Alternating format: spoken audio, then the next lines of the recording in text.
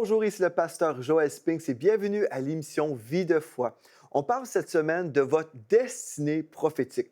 Je crois que plusieurs personnes qui vont entrer dans leur destinée prophétique suite à cette série d'émissions en parlant vraiment que Dieu a un appel sur votre vie. Vous avez reçu possiblement des paroles prophétiques, mais là, aujourd'hui, ce qu'on veut faire, c'est se positionner pour vraiment entrer dans notre destinée prophétique. On a déjà vu, premièrement, qu'on peut agir et livrer le bon combat de la foi à partir des paroles prophétiques que nous avons déjà reçues. Et dans l'émission précédente, nous avons parlé de l'importance de notre entourage. On est en train d'éliminer des choses qui peuvent nous empêcher maintenant d'entrer dans notre destinée prophétique. Parce qu'on a bien beau avoir une belle parole sur notre vie, on peut livrer le combat de la foi avec cette parole-là, comme on a déjà expliqué. Ceci dit, si on s'entoure de personnes qui sont négatives, qui ne croient pas dans notre appel, qui nous méprisent, ou encore si on a des sorciers dans notre vie, comme on a vu dans l'émission précédente, des personnes qui nous manipulent avec des paroles prophétiques, bien, toutes ces choses-là peuvent nous empêcher d'entrer vraiment dans notre appel et dans notre destinée. Aujourd'hui, on va continuer encore en parlant des choses qui peuvent nous empêcher d'aller de l'avant, entre autres notre humeur, notre disposition. Si nous sommes mal disposés, on peut avoir une belle destinée en Christ. Dieu veut qu'on puisse vivre telle ou telle chose, mais si on ne sait pas gérer notre comportement, nos émotions, si nous sommes totalement dirigés par notre chair au lieu d'être dirigés par l'esprit, puis on peut juste passer à côté.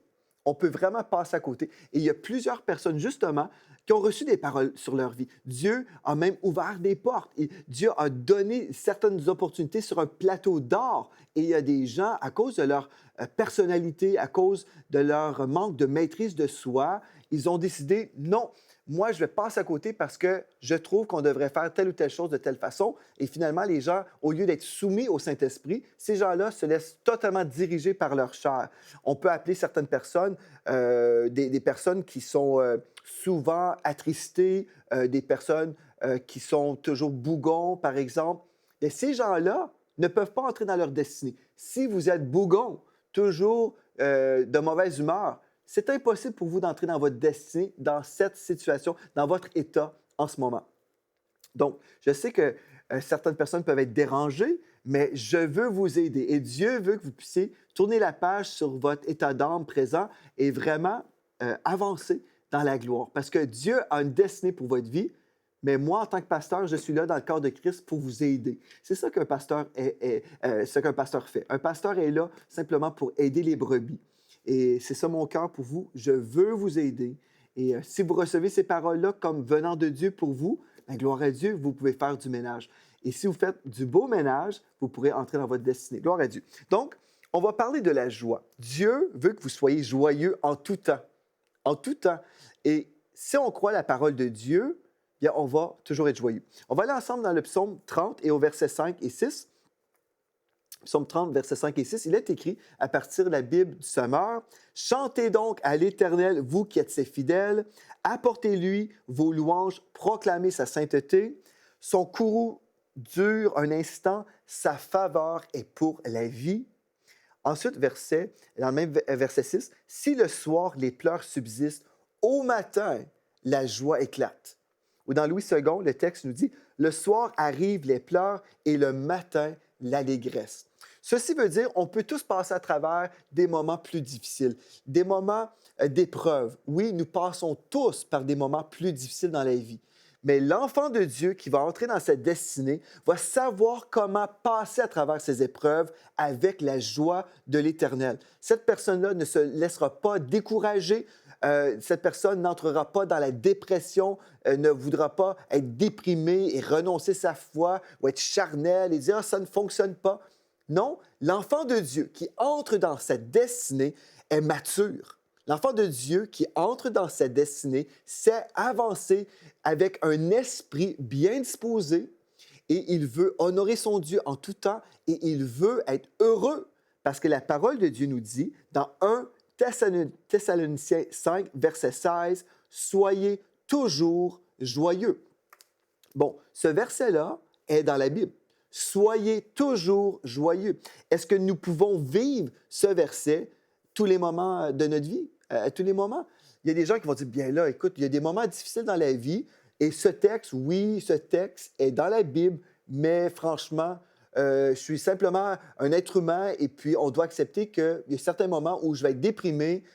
Écoute, je vis telle ou telle chose dans ma vie et c'est tout à fait normal. Vous devez m'excuser, vous devez me comprendre parce que voilà, c'est ça la vie.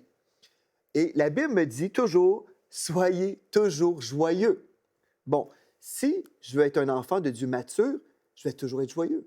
Ceci ne veut pas dire que je n'éprouverai jamais des sentiments, que je ne verserai jamais une larme. Je peux pleurer, je peux vivre des moments difficiles, mais toujours demeurer dans la joie. Est-ce possible de vivre la joie et les larmes? Oui, c'est possible. Bon, on peut dire oui, des larmes de joie, mais non, je parle ici des larmes de tristesse. Est-ce possible? Si vous perdez quelqu'un que vous aimez, est-ce possible de pleurer et être dans la joie quand même? Oui. Je vais vous montrer pourquoi. Dans Romains 12 et au verset 15, il est écrit, réjouissez-vous avec ceux qui se réjouissent, pleurez avec ceux qui pleurent. Ceci veut dire que Dieu nous appelle à être compatissants avec une personne qui passe à travers une épreuve. Donc, une personne peut pleurer. Admettons, vous venez de perdre quelqu'un que vous aimez. Vous pleurez. Mais si vous êtes un enfant de Dieu et vous comprenez, par exemple, que cette personne est déjà rendue au ciel, même si vous êtes attristé, vous êtes en même temps dans la joie. Vous ne sombrez pas dans une dépression parce que vous savez que la personne est dans la présence de Dieu. Ou peu importe la situation, même si vous vivez une épreuve et vous ressentez des choses, mais vous avez quand même une joie éternelle qui demeure dans votre esprit.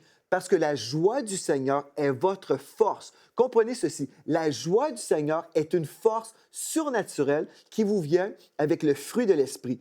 Si vous êtes un enfant de Dieu, vous avez reçu le Saint-Esprit qui est en vous et le fruit de l'Esprit vous appartient et vous allez vivre les bénéfices du salut avec justement cette force surnaturelle. C'est à quel moment que nous avons besoin de vivre cette force?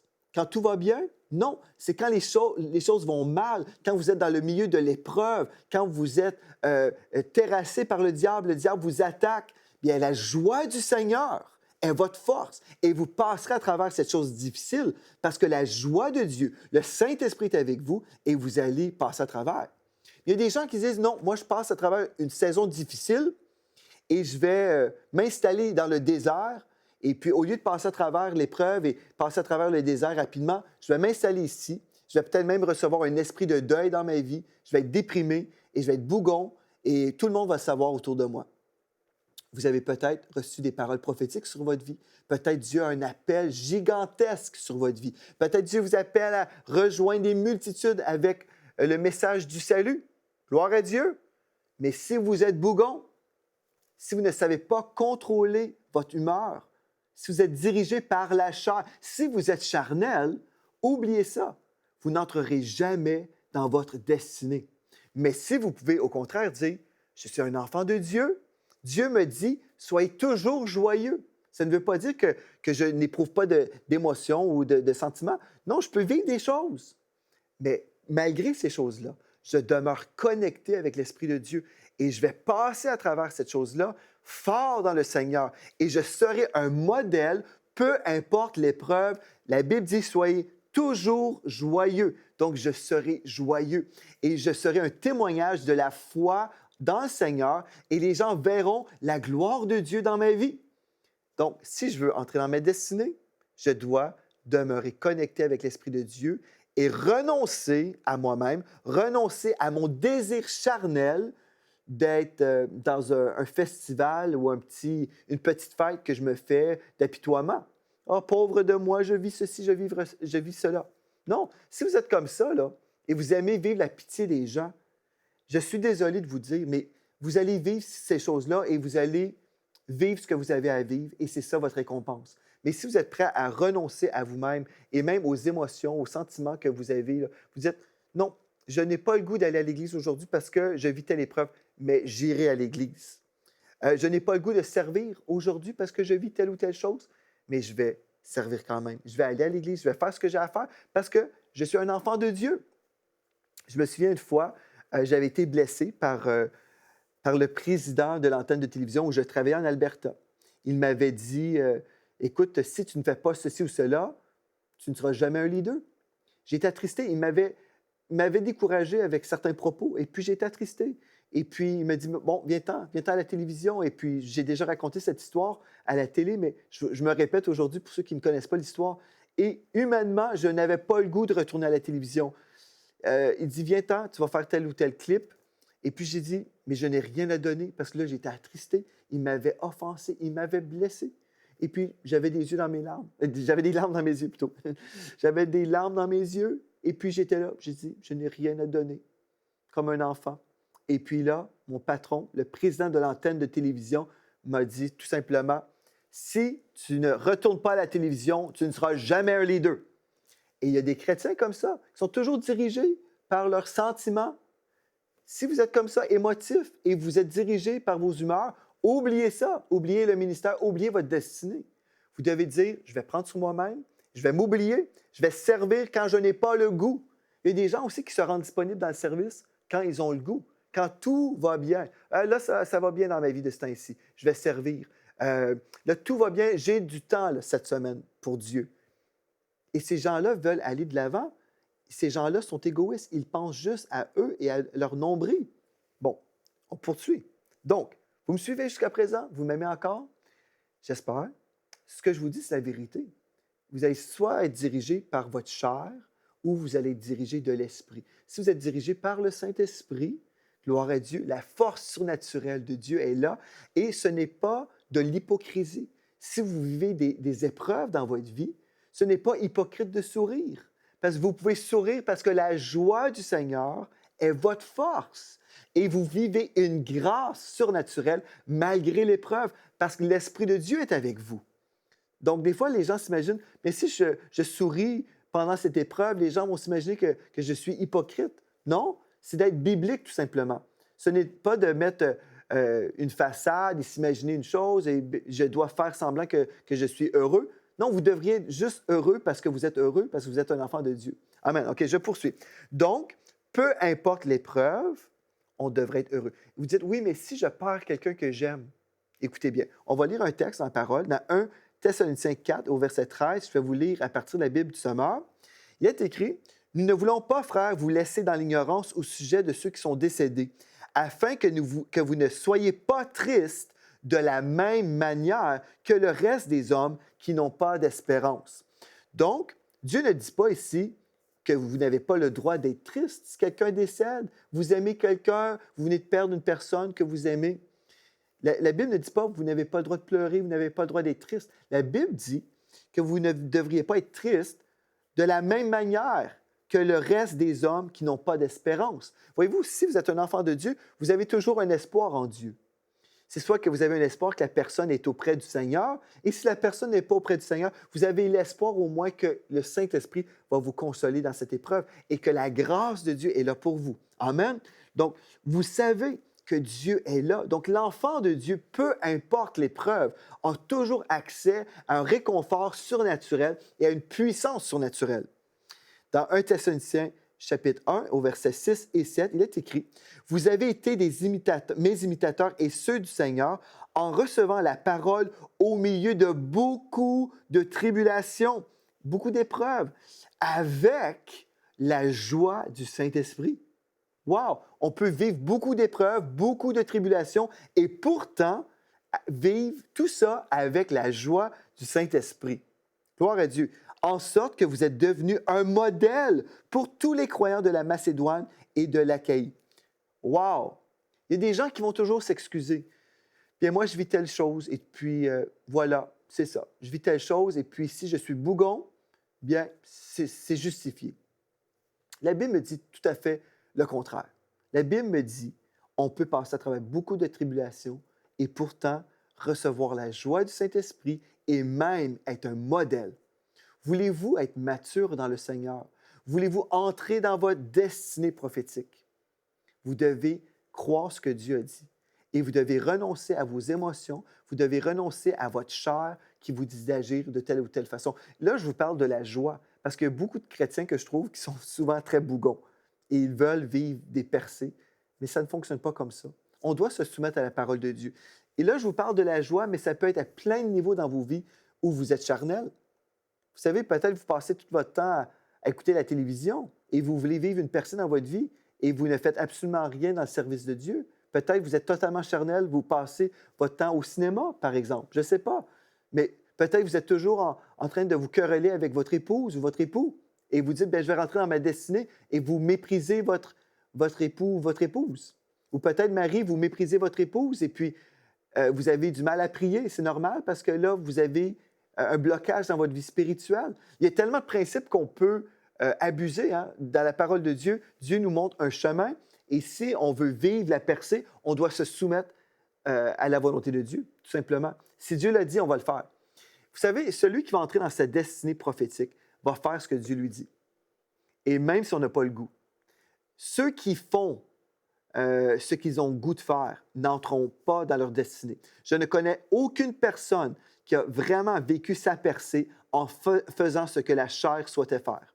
Jamais. J'ai jamais rencontré une personne qui disait bien, moi, je passais mon temps au cinéma, je ne sais pas, j'étais en chicane avec ma sœur, mon frère, et puis, ben, voilà, j'ai vécu ma percée et mon miracle. Non, je n'ai jamais rencontré une personne qui a vécu le surnaturel comme ça en étant charnel. OK? Donc, j'espère que vous êtes convaincus. Et je vous dis ça par amour pour vous, parce que certains d'entre vous, vous avez besoin d'être brassés aujourd'hui, vous avez besoin d'être secoués. Et puis là, vous allez dire, OK, c'est vrai, je suis comme ça, je suis charnel.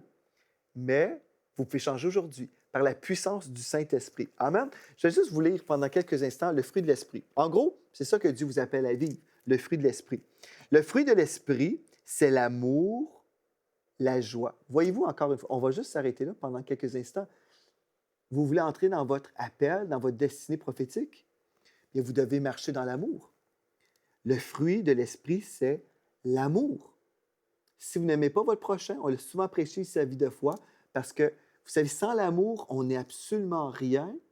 Sans l'amour, notre foi ne peut pas être activée, parce que notre foi est agissante par l'amour. La foi, la Bible dit, est agissante par l'amour. Donc, si je ne marche pas dans l'amour, ma foi ne sert à rien, ne peut pas fonctionner. Et là, finalement, je ne peux pas exercer ma foi pour entrer dans mon appel ou ma destinée. Donc, le fruit de l'Esprit, c'est l'amour. Donc, je dois marcher dans l'amour, c'est-à-dire je dois aimer tous les gens, je dois pardonner tout le monde, je dois marcher dans l'amour et aussi refuser l'amertume et refuser le non-pardon, toutes ces choses-là. La joie, donc le fruit de l'Esprit, c'est l'amour. La joie. Deuxième chose qu'on voit, la joie, on doit être joyeux. Celui qui entre dans sa destinée va être une personne joyeuse. La paix. On recherche la paix avec notre voisin. Vous allez dire, ah, mais il y a des gens qui sont difficiles, pasteur, il y a des gens que je trouve qui sont vraiment difficiles à côtoyer. Et peut-être vous avez besoin de ne plus côtoyer ces gens-là. Ou si vous êtes obligé de côtoyer certaines personnes, vous avez besoin d'être revêtu de la présence de Dieu et rechercher la paix avec tous. Ah, autant que c'est possible, autant que cela dépend de vous, vous devez marcher dans la paix. Vous devez rechercher la paix. Et des fois, pour rechercher la paix, on doit tout simplement ne rien dire et ne pas contredire des gens et entrer dans des argumentations et tout ça. Des fois, on a juste besoin de se taire, être mature et ne rien dire et juste aimer les gens et rechercher la paix de cette façon-là. Donc, le fruit de l'Esprit, c'est l'amour, la joie, la paix, la patience. Oh! Une autre chose importante, si on veut entrer dans notre destinée et nous sommes impatients, on va faire comme Abraham qui est allé vers sa servante Agar et ils ont eu ensemble Ismaël. Ismaël, vous savez, vous connaissez cette histoire-là. Ismaël, qui est le père de tous les musulmans aujourd'hui. Et puis, on sait que si Abraham avait été patient, s'il n'avait pas suivi le chemin de la chair, il aurait eu Isaac, tout simplement. Mais il a décidé d'emprunter le chemin de la chair. Il était impatient. Il voulait avoir l'enfant promis. Et puis, il a eu un Ismaël. Et plusieurs chrétiens passent à côté de leur destinée. Ils ont reçu une parole prophétique sur leur vie, mais ils étaient trop impatients. Ils devaient vivre leur percée tout de suite. Si vous êtes impatient, vous pouvez rater votre vie. Je peux vous le dire, vous pouvez rater votre vie. Vaut mieux attendre et que Dieu vous rappelle et vous dise « OK, c'est le temps, vas-y, vas-y ». C'est préférable que Dieu vienne vous parler une seconde fois pour vous dire « Vas-y maintenant » que d'y aller par vous-même et de faire des faux pas. OK? Donc, on continue. La bonté, la bienveillance, la foi, la douceur, la maîtrise de soi. Oh, il y a tellement de choses qu'on pourrait voir ici, juste dans le fruit de l'esprit. La maîtrise de soi. Quand on parle de la joie ici, d'être joyeux, on parle aussi de la maîtrise de soi, n'est-ce pas? Parce que humainement, et la douceur, humainement, là, des fois, on n'a pas le désir d'être doux. Notre chair, des fois, veut se venger. Des fois, la chair veut agir d'une façon qui est contraire à celle de l'esprit. On pourrait continuer ici. Mais en gros, si vous voulez entrer dans votre destinée, vous avez besoin de marcher dans l'amour, marcher d'une façon joyeuse et avoir la maîtrise de soi. Votre disposition a besoin d'être selon le cœur de Dieu. Vous savez, dans le psaume 68, au verset 28, il est écrit, « Ton Dieu ordonne que tu sois puissant. Affermis, ô Dieu, ce que tu as fait pour nous. Ton Dieu ordonne que tu sois puissant. » Et cette puissance commence là où vous allez exercer votre autorité sur vous-même. Certains veulent parfois vivre, je ne sais pas, une influence sur certaines personnes dans le ministère. Mais si vous ne pouvez pas gérer votre propre humeur, votre comportement, la façon que vous gérez votre vie, si vous êtes incapable de vous gérer vous-même, vous avez un problème et vous ne pourrez pas aller plus loin. Premièrement, vous devez prier et dire, Seigneur, écoute, j'ai tellement de problèmes avec mon tempérament, je suis bougon, je suis impatient, je manque d'amour envers mon frère ou ma sœur. Vous savez, vous vous connaissez, vous pouvez aller auprès du Seigneur et dire, Seigneur, aide-moi. J'ai besoin de changer. Je veux entrer dans cette parole prophétique. J'ai reçu des paroles sur ma vie, des prophéties. Je veux vivre pleinement ma destinée en toi, mais je réalise en ce moment qu'il y a des choses qui m'empêchent. Hier, on a vu que des fois, c'est les gens dans notre entourage qui nous empêchent. Mais des fois, nous sommes nous-mêmes notre propre empêchement. Des fois, nous sommes notre propre problème. La chair qui domine. En gros, là, aujourd'hui, vous avez besoin d'apprendre que votre esprit régénéré, votre esprit qui a le Saint-Esprit à l'intérieur, a besoin de dominer sur votre chair. Vous avez besoin de dominer sur cette chair et vivre vraiment la joie du Seigneur tous les jours. Amen. Des gens vont dire, bien, moi, je dois exprimer ce que je ressens. J'ai déjà entendu ça. Des personnes disent, bien, écoute, moi, je vis ce que je vis et je dois m'exprimer ainsi. La Bible nous dit dans 2 Corinthiens 12, verset 10, que le faible dise, je suis fort. Que le faible dise, je suis fort. Des fois, les gens s'imaginent qu'on doit dire ce que nous vivons dans notre réalité. Non, la Bible nous dit qu'on doit parler selon la vérité de la parole de Dieu et pas selon notre réalité charnelle.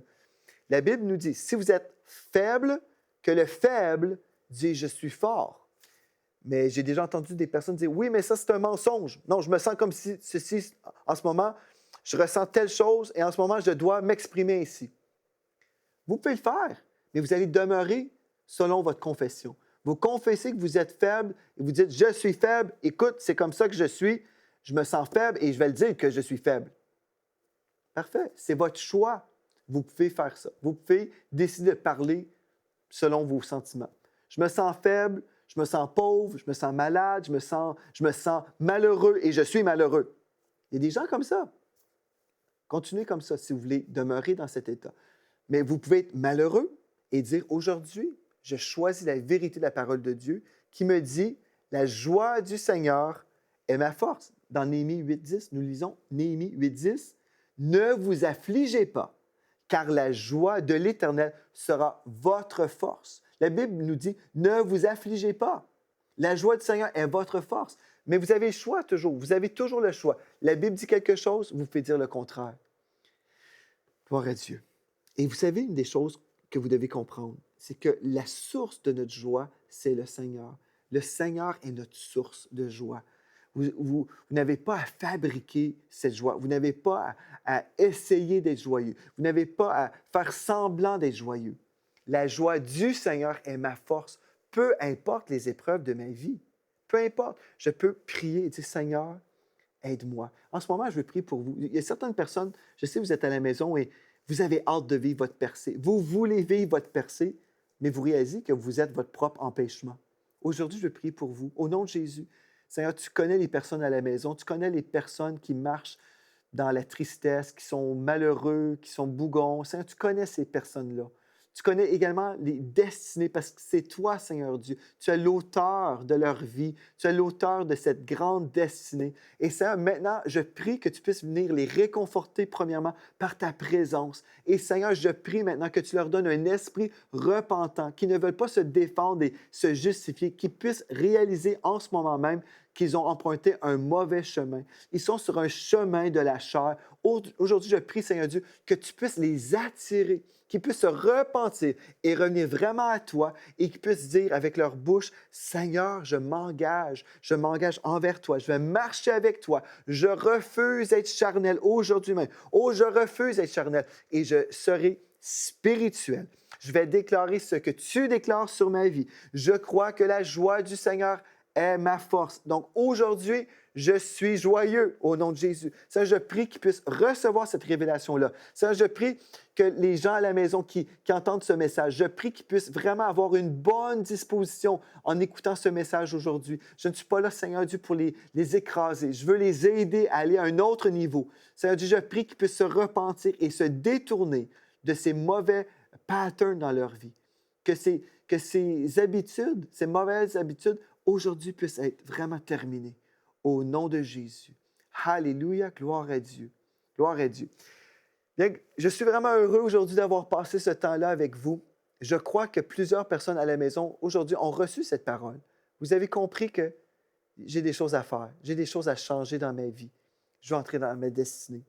Et aujourd'hui, j'aimerais vous inviter, écrivez-moi, si vous avez reçu une chose de la part de Dieu aujourd'hui, vous avez reçu un réma pour votre propre vie, vous réalisez que oui, Dieu avait un plan pour votre vie, mais vous étiez votre propre empêchement. J'aimerais vous inviter, écrivez-moi. Ça me fait tellement plaisir de lire vos lettres. Vous savez, on reçoit tellement de courriers constamment, des gens qui nous disent comment le Seigneur est intervenu dans leur vie et on va se réjouir avec vous également. Parce qu'on veut voir chaque personne entrer dans leur destinée parce que Dieu veut que vous puissiez entrer dans votre destinée. C'est le plan de Dieu. Si Dieu donne une destinée et si Dieu donne des paroles prophétiques, c'est parce que Dieu veut que vous puissiez pleinement vivre ces paroles-là. Parce que Dieu veut sauver le plus grand nombre. Et Dieu a besoin des soldats dans l'armée. Alléluia! Mais Dieu veut des soldats qui sont équipés avec le fruit de l'Esprit. Dieu veut des gens qui sont obéissants, qui ne sont pas charnels, des gens qui sont vraiment soumis à la direction de l'Esprit de Dieu. Gloire à Dieu. Merci d'avoir été là aujourd'hui. Revenez demain. On va se voir demain. On va passer encore d'autres temps pour savoir comment vous pouvez entrer dans votre destinée. Et d'ici à demain, merci d'avoir été là. Soyez richement bénis. Cette émission est rendue possible grâce au précieux soutien des partenaires d'Enseigne-moi Canal International. Retrouvez tous nos programmes sur enseigne-moi.com.